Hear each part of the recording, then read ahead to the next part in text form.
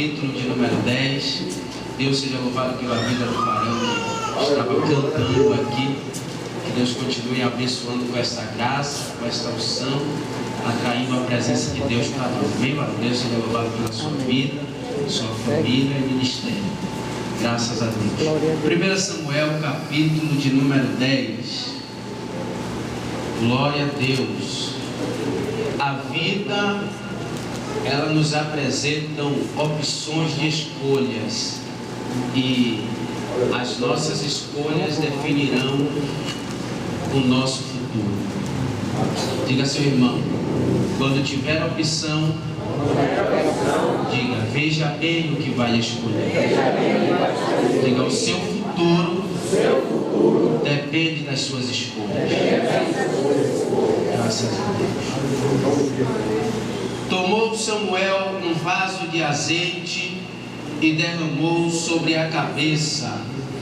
O beijou e lhe disse: não te ungiu porventura o Senhor por príncipe sobre a sua herança, o povo de Israel? Quando te apartares hoje de mim. Quem pode dizer essa estrofe comigo? Quando te apartares hoje de mim, acharás 2 homens junto ao sepulcro de Raquel, no território de Benjamim, em Zelza, os quais te dirão, vamos ler essa estrofe comigo: acharam-se as jumentas que foste procurar. Mais uma vez: acharam-se as jumentas que foste procurar. E eis que o teu pai já não pensa no caso delas, mas agora estará aflito por causa de vós, dizendo: que farei eu por meu filho?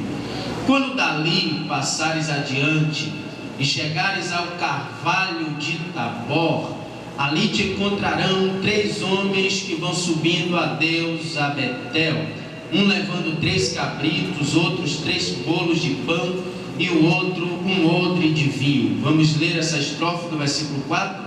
Eles te saudarão e te darão 2 pães que receberás da sua mão. Vamos repetir.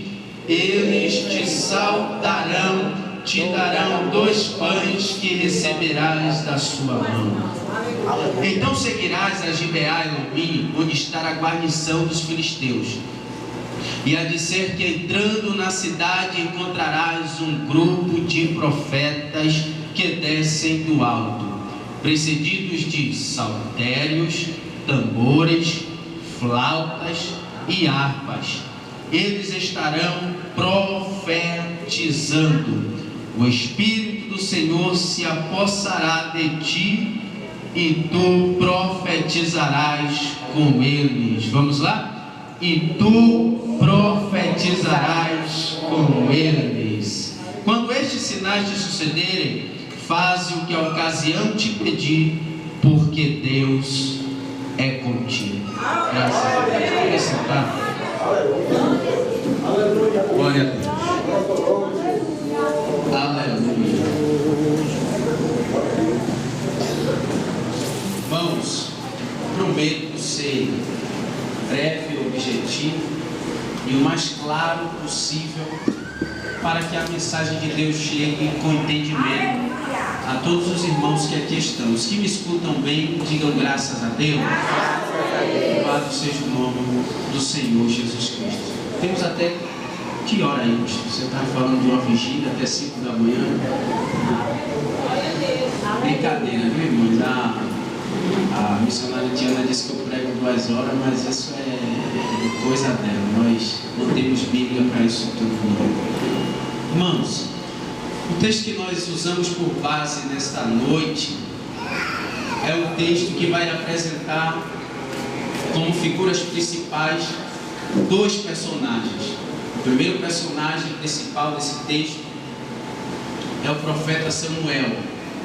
O segundo personagem principal desse texto é o rei Saul, que até então ainda é jovem, ainda é moço e está sendo preparado para exercer a sua chamada.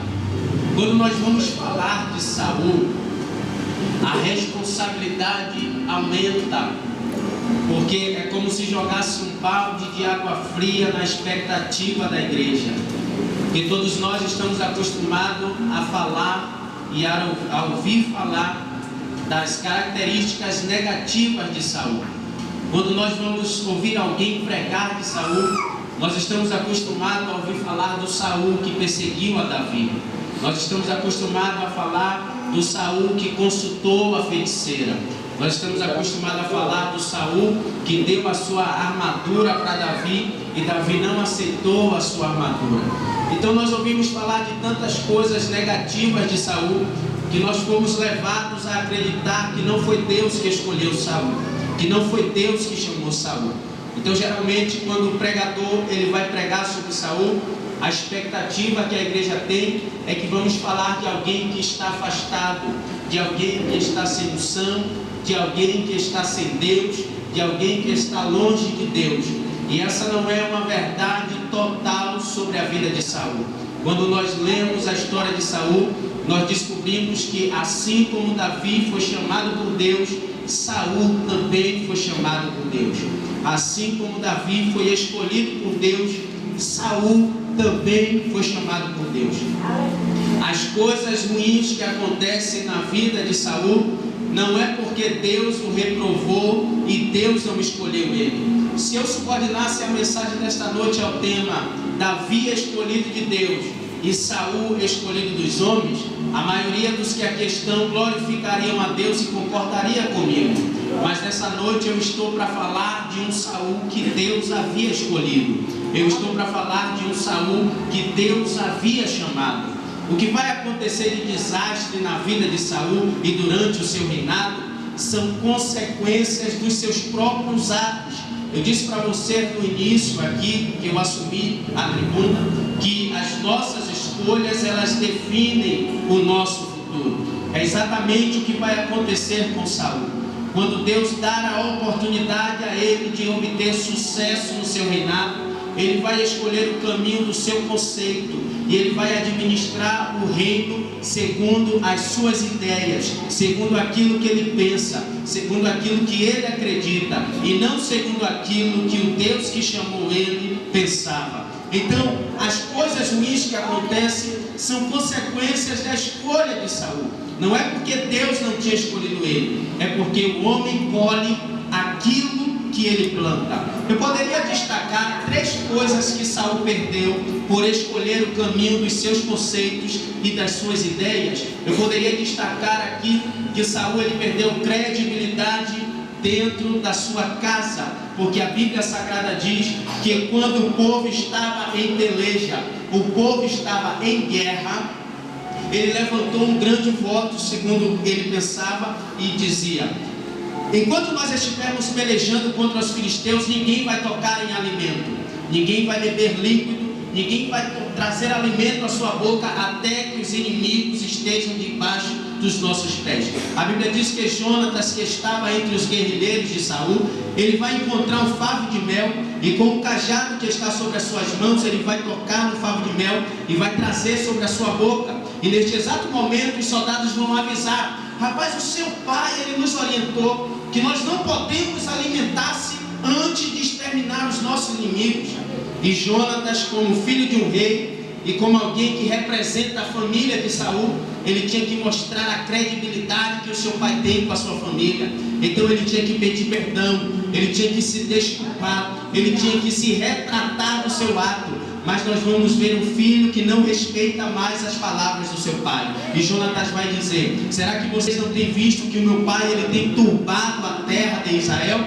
Será que vocês não têm visto que se nós comermos, nós vamos ficar com a matéria forte e vamos ganhar a batalha, e com fome nós vamos ficar fracos e perder a batalha? Então Jonatas começa a falar mal do próprio pai, mostrando que Saul não tinha mais credibilidade dentro de casa. A segunda coisa que ele vai perder por escolher o caminho do seu conceito é a credibilidade sobre aquilo que ele administra, porque no momento em que ele levantou o voto, ele disse: aquele que se alimentar de qualquer coisa, enquanto nós ainda não estivermos exterminados nossos inimigos, terá que morrer. será maldito e terá que morrer. Então Jonatas teria que morrer. Quando ele descobre, segundo a sorte que foi lançada no regaço, que Jonatas havia comido mel, ele vai mandar que os homens lancem da espada sobre Jonatas, e vai dizer que Jonatas, o seu filho, tem que morrer.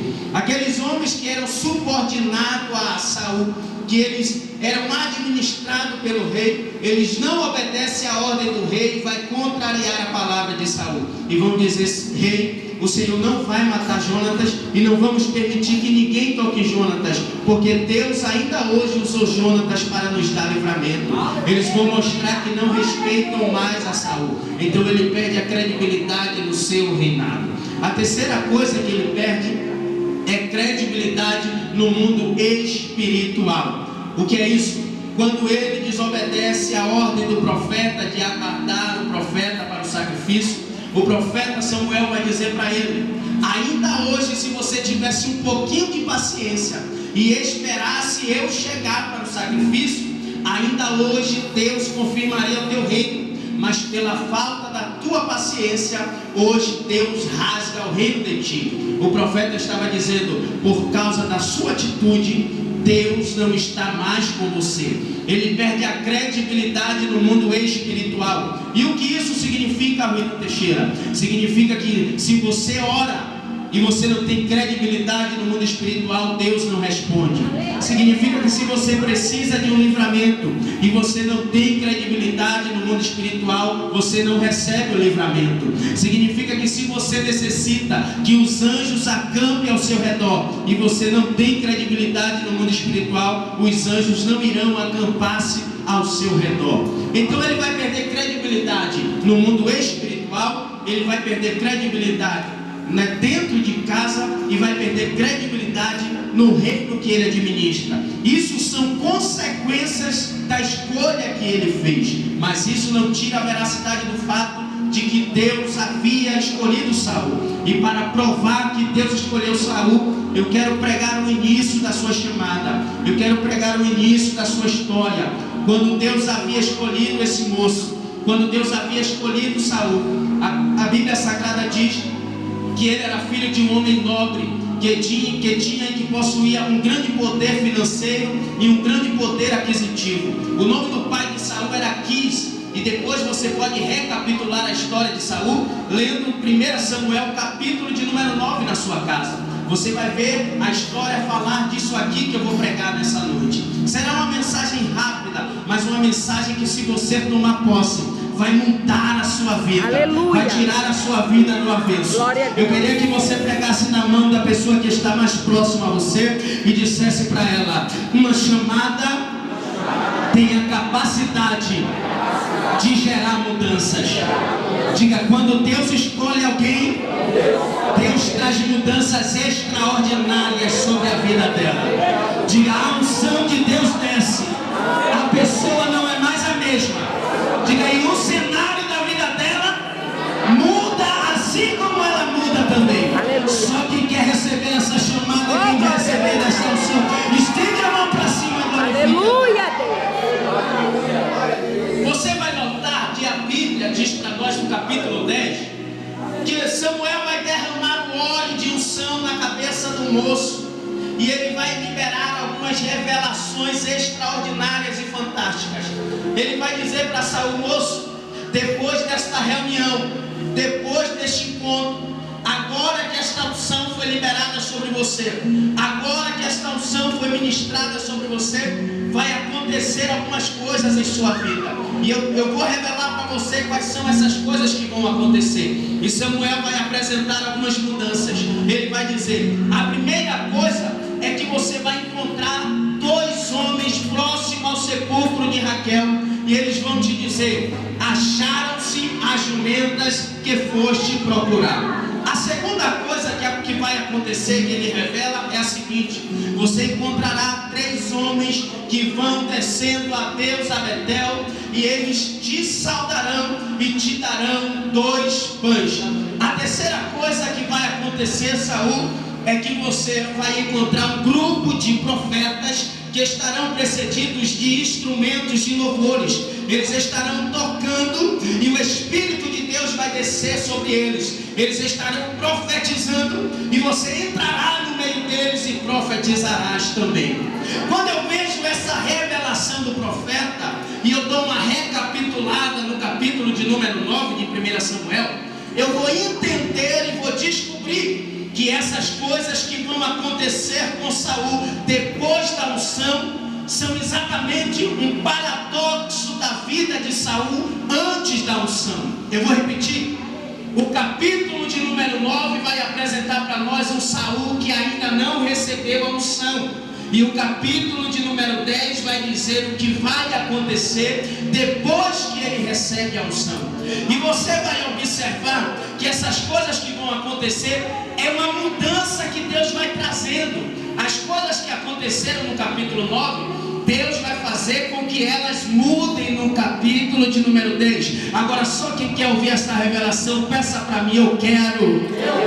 Diga, Teixeira, eu quero esse mistério. Primeiro, a Bíblia diz que ele perde algumas das suas jumentas. E a Bíblia Sagrada diz que ele, entre tantos servos, entre tantos escravos, entre tantos homens que prestavam serviço para a sua fazenda e para a sua riqueza e para as suas coisas, ele vai chamar Saul e vai dizer: meu filho, pega um dos nossos moços, prepara uma sacola, prepara uma bolsa, prepara comida, prepara água e vai procurar as jumentas do seu pai. E Saul prepara, em obediência à ordem do seu pai, ele prepara uma bolsa, bota pão, bota água, bota alimentação, chama um dos moços do seu pai Quis e diz: vamos procurar as jumentas do meu pai, porque ele perdeu as suas jumentas. Quando Saul sai para procurar jumentas, passa o primeiro dia, o segundo dia, o terceiro dia, e ele não encontra as jumentas do pai. Aí eu começo a trabalhar a mente de um pregador. Imagine aqui, uma vez, Tiana, eu lembro que eu cheguei em casa, abri a porta, eu estava com as mãos ocupadas, porque eu e a minha esposa tinha chegado da feira. E eu tenho um cachorro em casa, que é um poodlezinho, que é o nosso bichinho de estimação. E quando nós entramos em casa, eu me lembro como hoje que o nosso cachorro, ele saiu. Ele tem uma escapunida e eu tive que largar a feira, eu tive que largar as compras e tive que descer a escada correndo atrás do meu cachorro. Ele é um cachorro pequeno, ele não tem força para correr muito. Na primeira esquina que ele encontrou barulho de carro, ele não tem costume de ver zoado na rua, ele se abaixou e ficou esperando eu pegar ele. Mas mesmo pegando ele em menos de 2 minutos, pensa na raiva que eu fiquei, porque eu tive que sair para pegar o meu cachorrinho. E eu voltei dizendo: Robin, se eu não fosse crente, eu dava uns catilipapo em tu, eu ia dar umas tapas e nunca mais tu fugia de casa.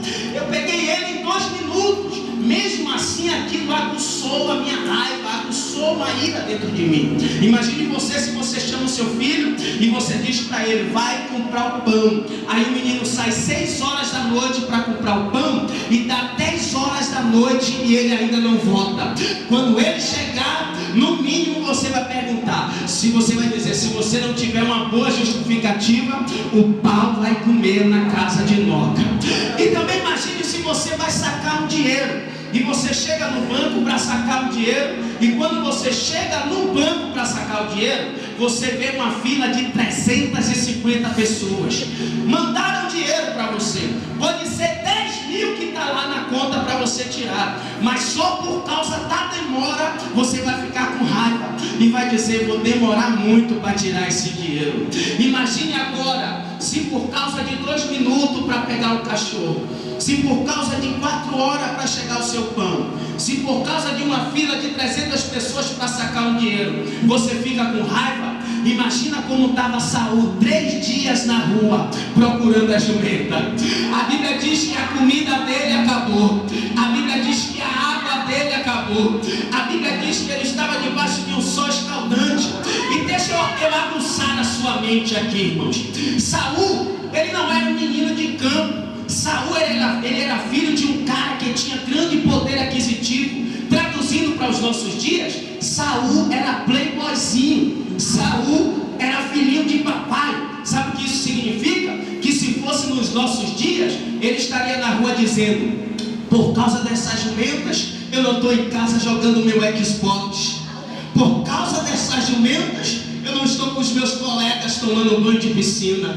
Por causa dessas jumentas, eu não estou no meu quarto tomando um ar fresco de ar-condicionado e assistindo em uma bela tela plana. Por causa dessas jumentas, eu estou na rua, eu estou com fome, eu estou com sede, eu não tenho dormido na minha cama. Só que Saul não imaginava uma coisa, que enquanto ele estava procurando as jumentas, Deus estava na casa do profeta Samuel, e Deus diz algo extraordinário. Deus diz: Samuel, tem um garoto que está procurando as jumentas do pai. Ele não vai achá-las, ele vai bater na tua porta para você revelar onde é que está as jumentas. Só que tem uma coisa, segure aí, porque eu vi que você já entendeu.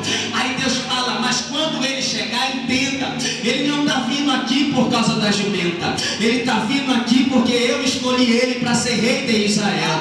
Ele vai chegar aqui pensando que você vai revelar aonde está as jumentas, mas ele vai chegar e vai descobrir que a partir de hoje ele é rei de Israel. Pegue na mão do seu irmão que eu tenho uma profecia de Deus para você. Existem coisas ruins que acontecem na sua vida, que não é para te destruir, que não é para te derrubar, que não é para te envergonhar, que não é para te matar, que não é para te colocar para baixo. Às vezes você perdeu alguma jumenta e nem imagina que você perdeu para chegar aonde Deus quer que você chegue. Aleluia. Eu estou dizendo para você que existem coisas ruins que acontecem com a gente, que é para nos levar exatamente no cenário das coisas boas. Eu olho, pode soltar a mão no seu irmão, me segure aí. Eu imagino, pode soltar a mão dela, e olha o que eu vou dizer para você. Escute isso aqui. Quem está escutando, diga glória a Deus.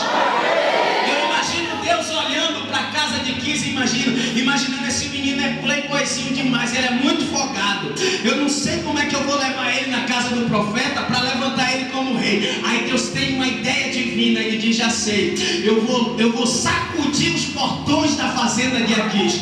Ele vai perder as jumentas e vai mandar o filho dele procurar. Irmãos, eu vou dizer uma coisa, viu? Se Deus não tira aquelas jumentas de lá, Davi nunca seria levantado como rei.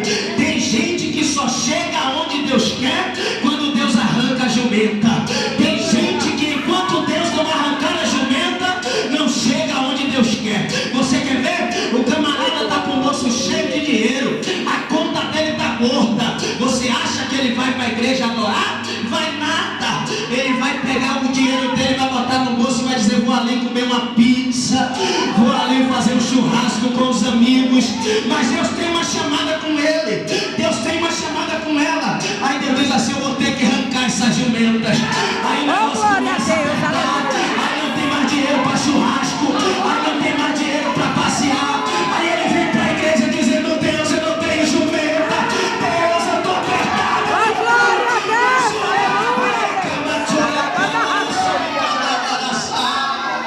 Aleluia, Deus. Aí ela está lá, irmãos. Ontem foi dia dos namorados. Ela tem o namorado dela para fazer um cafuné, para dar um carinho, para chamar de bebê, para chamar de meu amor. Ele tem ela para fazer um carinho, para fazer uma massagem. Aí Deus diz assim: vai para o culto hoje. Aí ela diz: não, amor, não vamos para o culto não. O culto a gente tem todo dia, vamos passear, vamos tomar um sorvetinho. Mas Deus quer ela buscando, Deus quer ele buscando. Só que o namorado está impedindo, a namorada está impedindo. Aí Deus vai lá, arranca a jumenta. Aí ela vem para a casa de Deus chorando. Aí ela vem para trás da irmã e diz: ora por mim, porque eu perdi a jumenta, eu perdi meu namorado, eu perdi, ele foi embora. Ela foi embora. Deus diz: agora você está como eu quero, agora você está onde eu quero. O carro dele está com o tanque cheio de combustível. A gasolina é R$1,79. Aí qualquer dinheirinho que ganha dá para botar um combustível e ir na praia de Ponta Negra para desfrutar uma praia com a família. Você vai procurar eles na escola dominical e não vai achar. Eles estarão na praia de Piranguinho, eles estarão na praia de Ponta Negra. Aí Deus olha e diz assim: eu vou ter que aumentar a gasolina. Aí Deus bota a gasolina para quase R$4. Aí quando chega domingo de manhã, aí ela diz: vamos para a praia. Tu tá louca, mulher? 10 quilômetros daqui para lá, é quase R$50 para ir e 50 para voltar. Ele diz: vamos para a casa de Deus que é melhor. Sabe por quê? Porque tem gente que enquanto tudo está bem, enquanto a fazenda está cheia de jumento, ele não vai orar, ela não vai orar, não jejuma, não quer evangelizar, não quer ir para a escola dominical, não participa de campanha, não adora a Deus nos cultos. Aí Deus arranca a jumenta, aí vem buscar, aí vem dizer: Deus me ajuda, a minha fazenda está vazia, a minha janela está vazia, me ajuda a achar minha jumenta. Aleluia, Deus. Fala lá, seu irmão, e pergunte para ele o que foi que você perdeu. Diga: às vezes o que você perdeu não é para te matar, diga: para te deixar mais perto de Deus. Oh, glória a Deus. Tu é crendo já nesse negócio? Não, irmão. Seja a boca de Deus. Diga para quem está próximo de você, porque o Espírito de Deus está me direcionando a isso. Diga assim: não espere Deus arrancar as tuas jumentas. Diga: adore enquanto é tempo. Busque enquanto é tempo. Aleluia. Deixa eu ver aqui, deixa eu ver. Oh, glória a Deus. Aleluia. Deus sabe como tirar a gente da zona de conforto. Deus sabe. Só que olha o que acontece. A Bíblia diz que quando chega no terceiro dia, a comida acaba o pão, acaba a água, eles vão morrer de fome. Aí Saul, que era playboyzinho, não estava acostumado a passar fome, ele diz assim: olha só, moço, vamos voltar, porque não tem mais nada na sacola que nos mantenha vivo aqui. E nós não achamos mais jumento, então vamos voltar. Ele está querendo desistir de chegar onde Deus queria que ele chegasse. Aí o moço dele vai dizer: não, meu senhor, na cidade próxima tem um homem de Deus, e tudo que esse homem fala acontece. Ele é boca de Deus na terra, porque só Deus para usar o homem daquele jeito. Vamos na casa dele, porque ele vai que ele diga para a gente onde está as jumentas. Olha Deus trabalhando aí. Aí Saul, ele vai revelar a sua generosidade. Aí ele diz: não, mas nós não podemos ir na casa do homem de Deus com as mãos vazias. A gente precisa ter um presente para o homem de Deus. E a nossa sacola não tem mais nada. Diga: nossa sacola não tem mais nada. Aí a Bíblia diz no capítulo 9 que o homem dá uma vasculhada na sacola e diz: ó Senhor, não tem pão, não tem água, mas eu achei aqui uns ciclos de ouro e de prata. A gente pode dar de presente ao homem de Deus, ele vai revelar para a gente. Aí ele diz: eu gostei da ideia. A gente pode não ter muita coisa, mas aquilo que a gente tem dá para chegar aonde Deus quer que a gente chegue. Não, você não me entendeu, eu vou repetir isso aqui. Ele disse: não tem mais nada na sacola, vamos voltar para casa. Ele está dizendo: acabou tudo, não dá mais para chegar até o fim, não dá para chegar onde Deus quer que a gente chegue. Vamos desistir desse projeto, vamos desistir desse negócio, vamos desistir desse manto que a gente entrou. Aí o homem diz: não, peraí, vamos procurar direito. Aí diz: ó, não tem muita coisa mesmo não, mas o que tem aqui dá para a gente chegar aonde Deus quer que a gente chegue. Pegue na mão do seu irmão, quem entendeu, e diga assim como ele: diga, pode não ter muita coisa na sacola. Diga, a tua sacola pode não estar cheia. Diga, mas você não vai voltar, você não vai parar, porque o que tem na sacola é suficiente para chegar aonde Deus quer. É suficiente para chegar aonde Deus está esperando você. Você não vai parar, você não vai voltar atrás. Esse projeto não vai te humilhar, não vai fazer você passar vergonha, porque aquilo que você tem, aí a cantoria sai, Deus está dizendo: você não vai desistir, continua nesse propósito, porque o que você tem vai fazer você chegar aonde eu estou te esperando. Diga para ele, diga assim: tem surpresa de Deus ainda. Quem está escutando, diga glória a Deus.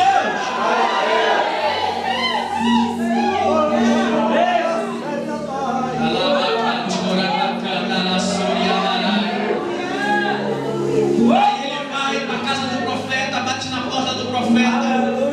O profeta diz para ele: deixa o teu moço ir e tu fica. Ele passa a noite conversando com o profeta, e pela manhã cedo vai acontecer o que aconteceu no capítulo 10. Sabe o que é interessante? que a tradição daquela época do Oriente Médio, ele não permitiria que um senhor ou um filho de senhor saísse para um propósito com um dos seus servos e na volta o servo fosse na frente do seu senhor. Era a tradição que o senhor fosse na frente puxando a sua caravana, e o profeta vai dizer para ele: deixa o teu moço ir e você fica. Saul poderia dizer: está louco, profeta? Mas o filho da casa, o filho do homem sou eu. Ele é só um servo, como é que ele vai na minha frente? Só que ele, sem entender o mistério, ele diz: então vai, porque eu vou ficar mais um dia na casa do profeta, eu vou passar a noite na casa do profeta. E às vezes você fica preocupado com quem quer ir na sua frente.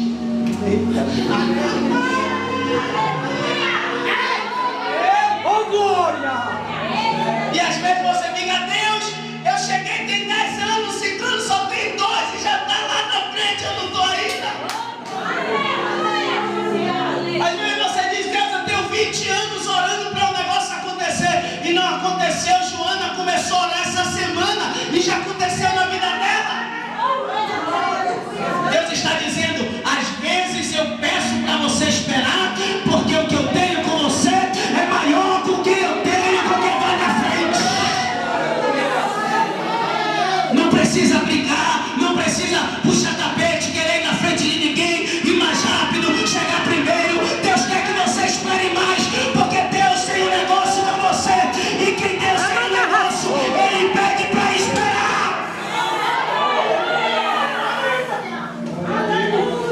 Aí ele fica, aí o profeta unge, beija ele e diz: depois dessa reunião, depois dessa unção, agora que você já sabe que Deus é com você, eu vou te revelar o que vai acontecer. Primeiro, acharam-se as jumentas que foste procurar. Aleluia! Eita, Jesus! Aleluia! Eu vou repetir, aleluia! O irmão não pegou essa não, irmão. Você está aqui? Você está aqui? Você está aqui? O profeta diz: a primeira coisa que vai acontecer depois dessa unção, você vai encontrar 2 homens próximos ao sepulcro de Raquel, e eles te dirão: ei, moço, oi, acharam-se as jumentas que você estava procurando.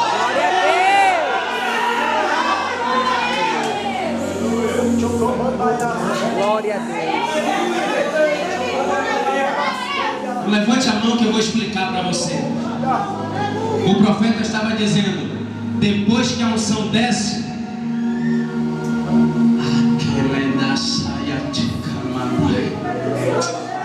aquilo que estava perdido você acha.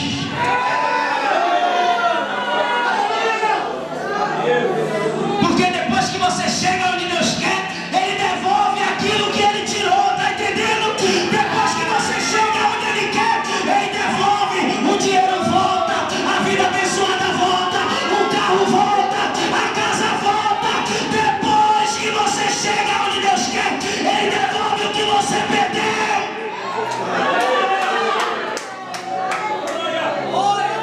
Agora sabe o que é interessante? Que ele passou 3 dias procurando. Norte, sul, leste, oeste. Diga comigo: quem não tem unção tem que procurar. Segura aí. O profeta olha para ele e diz assim: vão dizer para você que já achou. A pessoa não tem unção, ela passa o ano de 2015 todo entregando currículo em tudo quanto é empresa. Ninguém chama, irmão. O país está em crise. A irmã está aqui no ciclo de oração, está aqui na campanha, está aqui buscando, não entregou currículo em lugar nenhum. Ela chega em casa, aí deita o celular.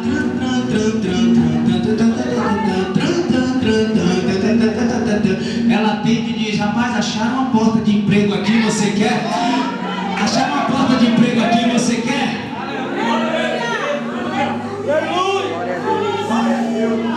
Porque quando a unção está sobre você, não é você que corre atrás das coisas, é as coisas que vão atrás de você. Esses sinais seguirão aqueles que creem.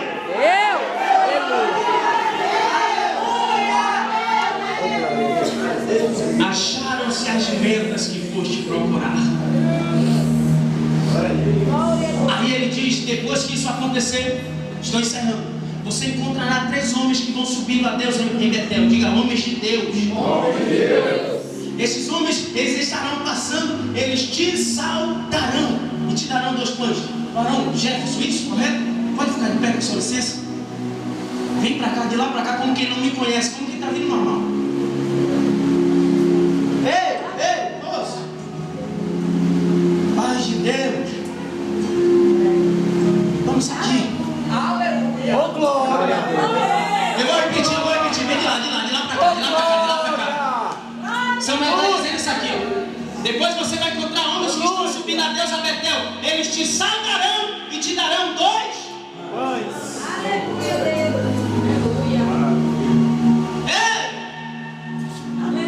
Pai de Deus, toma isso aqui. Não.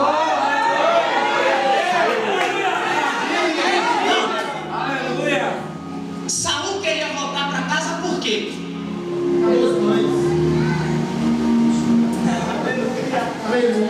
Eu vou repetir isso aqui, irmão, porque isso aqui é coisa louca. Ele queria voltar para casa porque não tinha o quê? Significa que o profeta está ungindo ele e ele está com a mente, como é que ele vai voltar? A unção está descendo e ele está aqui dizendo, meu Deus do céu, esse homem dizendo que eu vou ser rei, que rei que nada, eu vou morrer de fome no meio do caminho. Eu tenho 3 dias na rua, minha sacola não tem mais pão, não tem mais água, eu vou morrer de fome no meio da estrada. Não precisou ele dizer, ei moço, Samuel, não dá para botar um pão na sacola não, para eu levar? O que é que sobrou aí da nossa janta? Não precisou nada disso. Não precisou ele dizer, rapaz, eu estou numa luta, tem 3 dias que eu estou na rua procurando a jumenta de meu pai para chegar aqui, você me unge a rei, como é que eu vou voltar com fome, com sede? Não precisou ele falar nada. O profeta ungiu e disse para ele, você vai encontrar homens que nem te conhecem, mas eles vão te parar e vão te dar aquilo que você precisa. Sabe o que Deus estava falando? Deus estava dizendo, enquanto você não tinha unção, a comida acabou, mas agora que você tem unção, você não vai ficar de mãos vazias, porque eu vou dar o teu sustento até você chegar em casa. Levante a mão que eu vou profetizar, levante a mão que eu vou profetizar. A partir de hoje Deus está dizendo, trabalha a tua fé, porque eu não vou deixar faltar nada.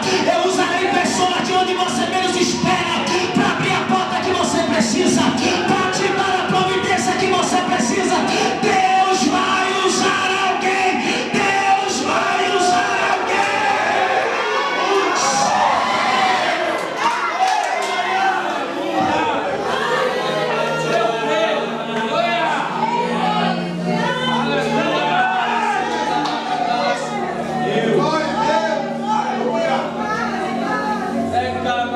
Sai de Calabanassúria. O que acabou da mão de Saul chama-se providência humana, chama-se recursos humanos. Não tem nada de errado em receber recursos humanos. Ele colocou pão e água na sacola de Saul porque ele era o pai. O pai vai deixar o filho com fome? Só que aquilo que o homem dá um dia acaba. Aquilo que o homem faz por nós um dia acaba. Os recursos do homem um dia acabam. Mas Deus mostra para ele que quando os recursos dos homens acabarem, Deus vai usar alguém para continuar providenciando, para continuar mantendo. Deus vai usar alguém para te manter.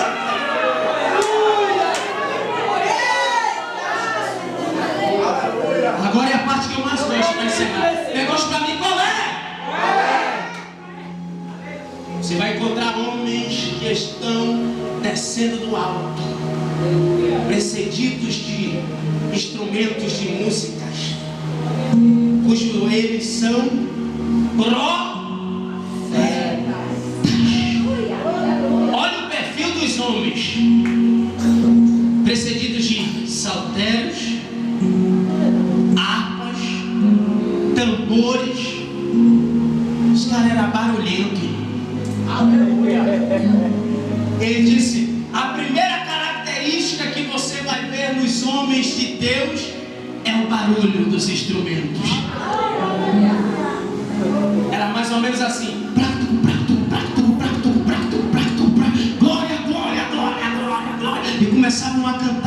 glórias a Deus no monte. E aí o Espírito de Deus, pá! Dava uma rodadinha. Desceu o negócio de Deus aqui. Assim diz o Senhor. Aí depois que eu descia sobre o monte e dizia: eu também tenho uma profecia. Assim diz o Senhor. E um começava a profetizar para o outro. Não entendi, Teixeira. Na ótica humana, malucos, doidos, rejeitados, desprezados, maluqueiros. Deus diz: é com esse perfil que você vai encontrar. E são homens de Deus. Fala através de Samuel na revelação. Os homens de Deus estarão tocando instrumentos e o Espírito de Deus vai pegar eles e você vai entrar no meio. Pergunte para mim o que é isso. Deus estava dizendo para Saul: eu sou capaz de restituir aquilo que você perdeu. Eu sou capaz de providenciar o alimento em cada lugar por onde você passar. Mas eu te quero envolvido com as minhas coisas.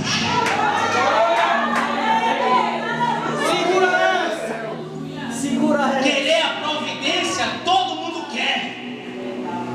Querer a restituição, todo mundo quer.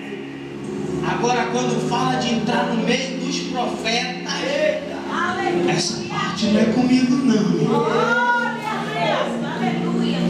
Pergunte para mim o que é que acontece. Quem não entra no meio dos mistérios para profetizar também vive a vida inteira dependendo da profecia de alguém. Fica parecendo desequilibrado e desequilibrado emocional.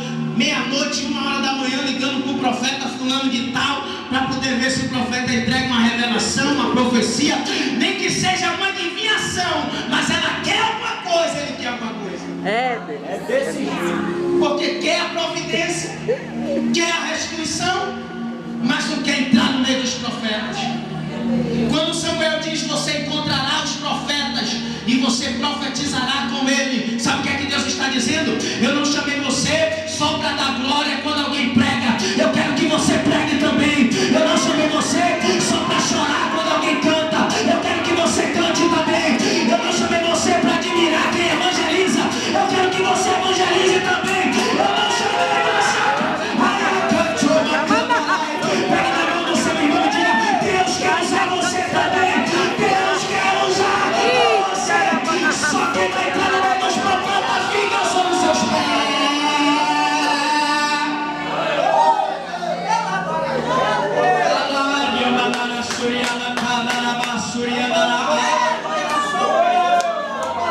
Deus está dizendo: mulher, levanta a cabeça, equilibra essa vida emocional, dobra o teu joelho, vai buscar. Eu quero te usar também, eu quero te levantar também. Homem de Deus, eu quero te levantar também. Eu te quero no meio dos profetas, evangelizando, pregando, orando, intercedendo, dirigindo culto, dirigindo campanha, falando do amor de Deus. Eu quero você no meio dos profetas. Aleluia, Deus! Glória! Aramana sobre a terra para cá, Surabacandarai, do like a power Alessia, Ripandara Surabacandarai. Quem não tem ainda línguas estranhas, Deus está dizendo: é tempo de buscar, porque eu quero dar. Quem ainda não recebeu a profecia, vai preparando, porque Deus quer te usar. Deus quer te dar sonhos extraordinários à noite, enquanto tu deita na tua cama. Deus quer falar contigo através de revelações. Deus quer você no meio do mistério. aleluia, Deus! Chega de chegar na igreja e dizer: meu Deus, como a marcha daquela irmã é bonita. É hora de entrar no meio e marchar também.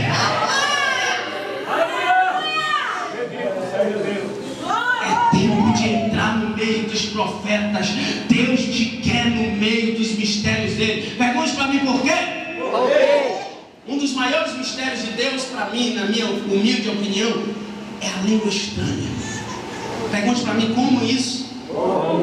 Porque todo crente crente em Jesus, ele precisa ter a língua estranha. É um dos primeiros instrumentos para que você entre nos mistérios, é a língua estranha. E depois que você recebe a língua estranha, é que vem a administração dos demais dons, a interpretação das línguas, aí vem a revelação, vem a profecia, que são maiores. Mas o primeiro é a língua. Você recebe, você entrou nos mistérios de Deus. E sabe por que é importante você ter isso?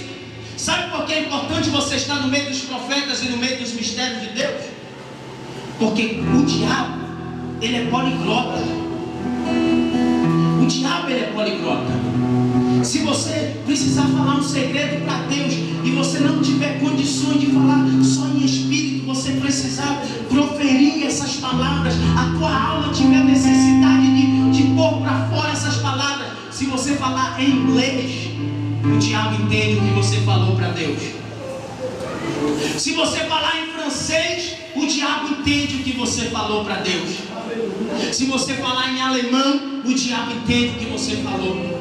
Se você falar em japonês, falar em português, italiano, ele entende o que você falou. Aleluia!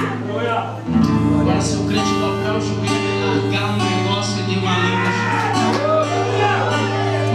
ele vai pegar o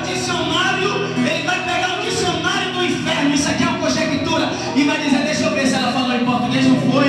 Deixa eu ver se foi em inglês, não foi. Deixa eu ver se foi em francês, não foi. Deixa eu ver. Que idioma foi esse aí? Eu não entendi nada que ela falou, que ele falou. Aí Paulo explica para os irmãos da igreja de Coríntio. Ele diz: olha, estão dizendo por aí que esta língua é a língua dos anjos, mas até a língua dos anjos, se você falar, o diabo entende, porque ele é anjo também, anjo caído.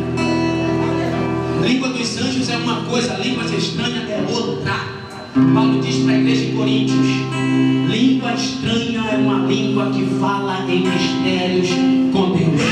Aleluia! Só ele entende, só ele, só ele. Só ele, só ele, só ele. Deus quer ter segredo com você. Deus te quer no meio dos profetas. Pegue na mão do seu irmão ali. Pegue na mão do seu irmão. Diga: você vai entrar no meio dos profetas ou vai ficar olhando? Diga: Deus te quer no meio dos profetas. Diga agora a frase de Samuel. Diga: quando te apartares de mim. Não, diga olhando para ele. Diga. Não, melhor, fique de frente. Fique de frente para alguém que está perto de você. Fique de frente. Procure uma pessoa e diga para ela: quando te apartares de mim. Diga: você vai encontrar